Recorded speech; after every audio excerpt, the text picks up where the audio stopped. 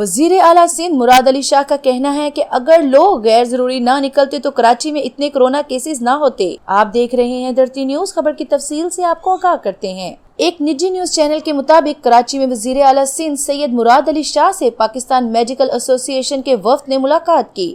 وفد میں ڈاکٹر کیسر سجاد، ڈاکٹر قاضی واسق، ڈاکٹر شریف ہاشمی اور ڈاکٹر غفور شورو شریک تھے۔ اس موقع پر پی ایم اے نے وزیر اعلیٰ سندھ کو مختلف تجاویز دیں۔ پاکستان میڈیکل ایسوسی ایشن کے وفد نے وزیر اعلیٰ کو کہا کہ وزیر اعلیٰ سندھ کی کاوشوں سے وائرس کم ہوا اور بہت احتیاط ہوئی، لیکن آپ کو لاک ڈاؤن 15 دن پہلے کرنا چاہیے تھا۔ کورونا وائرس کی وجہ سے دل کے امراض سمیت دیگر بیماریوں میں مبتلا مریض پریشان اور الجھن میں ہیں۔ لاک ڈاؤن کو مزید سخت کیا جائے، کورونا وائرس کے مریضوں کو بالکل الگ رکھا جائے۔ لاک ڈاؤن کا مقصد اس بیماری کو کم کرنا ہے، اس دوران مکمل تیاری کرنی چاہیے۔ وزیر اعلیٰ سندھ نے کہا کہ جب یہ مرض چین میں پھیلا تو ہم نے اجلاس بلایا۔ میں سچائی سے اپنے لوگوں کو اس مرض سے بچانے میں مصروف ہوں۔ شاید اپنے فیصلوں میں غلطیاں کی ہوں، لیکن ہر فیصلہ اس مرض سے عوام کو بچانے کے لیے کیا تھا۔ مجھ پر کافی تنقید بھی ہو رہی ہے، لیکن میں اس کا خیال کیے بغیر اپنے کام پر توجہ دے رہا ہوں۔ میں 15 مارچ سے لاک ڈاؤن کرنا چاہتا تھا، لیکن ہوا نہیں۔ میں 15 مارچ سے پروازیں، ٹرین اور بس سروس بند کروانا چاہتا تھا، لیکن قومی اتفاق رائے نہ ہو سکا۔